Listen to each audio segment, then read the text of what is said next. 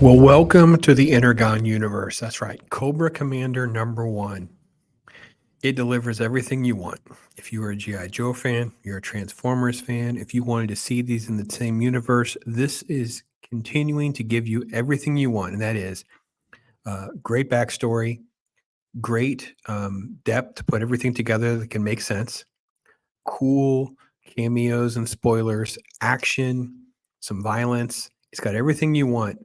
I can't believe how good this has been. This is literally now kind of at the top of my list of this whole Transformers, Duke, Cobra Commander stuff that I'm totally in and looking forward to, and I hope you are as well. So I will save the big spoilers at the end. Give you a little quick little spoiler warning, tell you what I liked about it, but more importantly, just give you a little taste of what it is in case you're still hesitant. Here we go. We get sort of like in the intro page is done up like a GI Joe um, uh, details list, right? So, okay, here you go. Joshua Williamson continuing to deliver. Andrea Milana does the art. Colors were by Annalisa Leone, and I guess Russ Wooten did the letters. This is the same little backstory that we got in the I believe it was the Duke issue, and I thought it was in Transformers as well. But it's basically Cobra Commander coming in disguise, talking about needing a vehicle. And then you get this little story here where the guy comes out because your vehicle will do nicely. This little snowmobile tank looking thing, and of course there's chaos that breaks out, some screaming, blood splatter, and when they come out to look for him, it's like, oh Jesus, what? And they see the blood splatter, but then it's done also with the Cobra logo.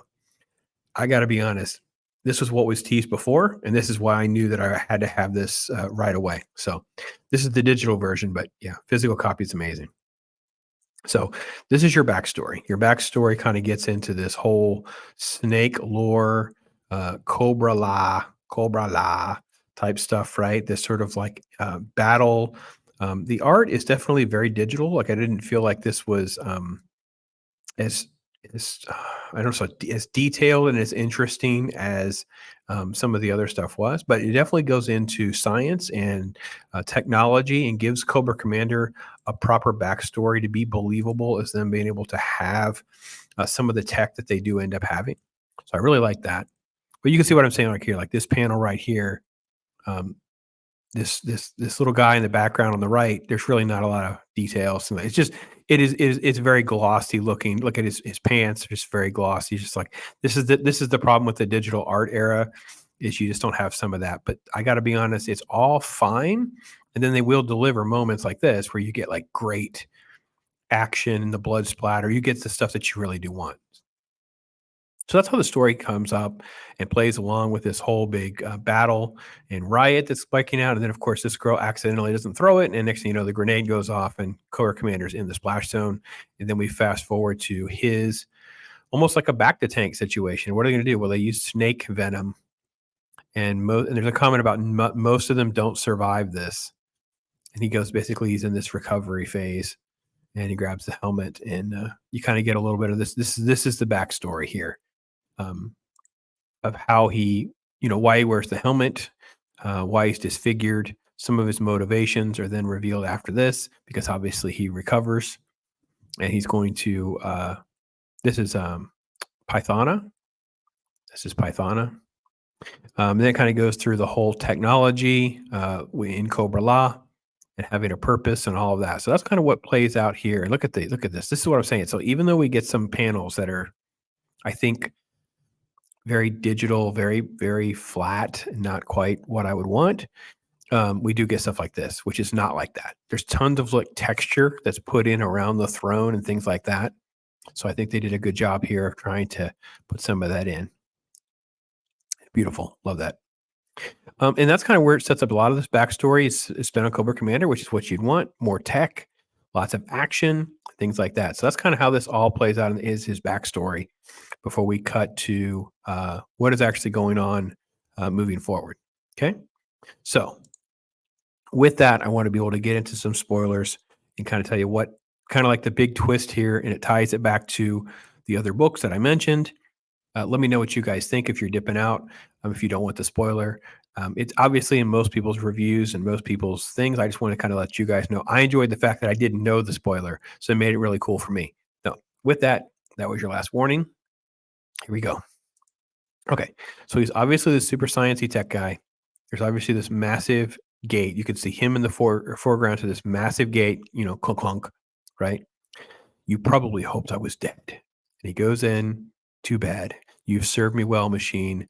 I was honest with Galabolas, and my loyalty to him and Cobra Law is steadfast. After each of our sessions, I did my duty and reported my findings, except the data within your paints a fractured story of galaxy beyond ours. So he has Megatron as a prisoner, and he's been exporting the data from Megatron, learning about the Cybertron war, all the different factions and things like that, using a way to rip out the technology and the secrets.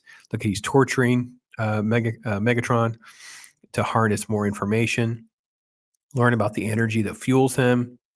And then, of course, it's not merely power, it's transformative once I unlock its secrets. So then it's like he's talking about how he's planning to use this as far as advancing his goals for Cobra Law and taking over the world. What he doesn't realize is with these jolts, he's actually energizing Megatron. So at the end, you get this little moment where his eyes come alive. And then that takes us to now. Okay.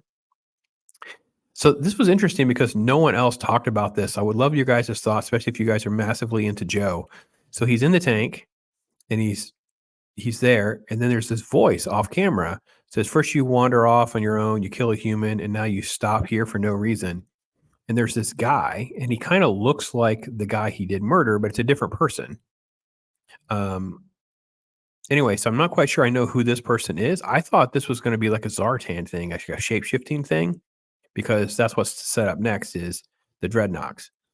So do you guys think that's who it is? And if it's not that character, who is this? Who is this character? Because I just don't know. There's no, let's see.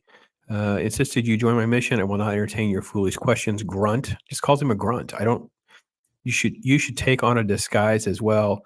It will draw less attention. So that implies some sort of shape shifting or disguise because he doesn't normally look like that. So, and it talks about where they're going to Florida. And of course, they're going to the Dreadnoks. So yeah, there we go. And this is all corresponds. This is the way they do their letters and so follow-up information. And then, of course, here's your Energon tease with Duke number 2, Transformers 5, and a next Cobra Commander look here with the regular cover. And then G.I. Joe will be back with Larry Hama. Got that Andy Kubert cover. This is the G.I. Joe. This is the Transformers we want. I am so excited. I am all in on all of this. I hope that this is stuff that you are finding well, that you are enjoying it as well, because we're all thirsty for some really good modern comics to give us that fun hobby feel. And this has been doing it for me. So love to hear from you guys on what you think. Thank you so much for watching. I am Pops.